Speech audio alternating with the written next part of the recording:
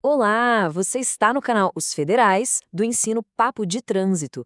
E o papo de hoje é sobre uma infração gravíssima que muitos motoristas confundem. Bora entender juntos uma situação que, olha, parece super comum no dia a dia, mas que pode esconder uma das multas mais salgadas do nosso Código de Trânsito. Pensa naquela cena clássica: trânsito parado, um calorão e lá na frente, uma barreira. Pode ser uma cancela de trem, uma porteira, qualquer coisa que simplesmente trava o fluxo. Aí já sabe, né? A fila de carros vai se formando e a paciência, ó, vai embora junto. E é exatamente nesse momento que o pavio curto de alguns motoristas acende.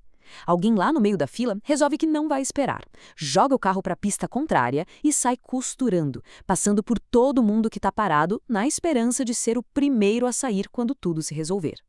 Parece uma atitude esperta, né? Mas para a lei, a história é bem diferente. Pois é, essa saidinha pela tangente tem nome e sobrenome lá no Código de Trânsito Brasileiro.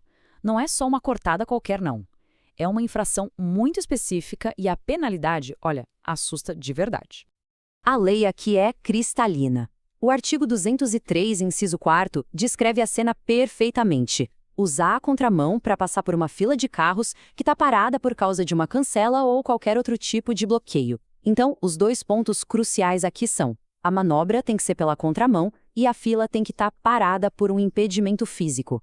E a classificação dessa infração já diz tudo sobre o perigo dela. É considerada gravíssima, ou seja, está lá no topo da lista das penalidades, junto com as condutas que mais colocam a vida das pessoas em risco. Não é pouca coisa.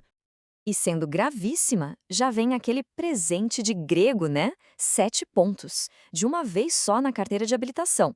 Dependendo do histórico do condutor, isso já é uma bela parte do caminho para uma suspensão. Agora, segura essa, porque é aqui que o bolso chora. A multa dessa infração tem um fator multiplicador. A penalidade padrão para uma infração gravíssima é multiplicada por 5. Isso mesmo, 5 vezes.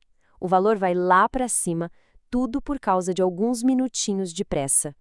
Mas, para a gente entender de vez por que essa infração é tão específica, a gente precisa deixar claro dois conceitos que muita gente usa como se fosse a mesma coisa. A diferença técnica entre duas manobras é o que define tudo aqui. Então, vamos lá, a diferença é a seguinte. Ultrapassagem é quando o veículo sai da sua faixa, geralmente invadindo a contramão, passa pelo outro carro e depois volta para a faixa original. Já a passagem acontece quando os carros estão em faixas diferentes, um do lado do outro, e um apenas segue em frente mais rápido. A infração que a gente está falando, do artigo 203, se aplica exclusivamente à manobra de ultrapassagem. Ah, mas e se for no semáforo? E se for pelo acostamento? Ótimas perguntas. O trânsito é cheio de detalhes e é aí que a confusão mora. Nem toda furada de fila entra nessa mesma regra. Vamos ver como isso funciona na prática. Olha só como a lei é precisa. Se a ultrapassagem pela contramão for numa fila parada no semáforo, o código da infração já é outro.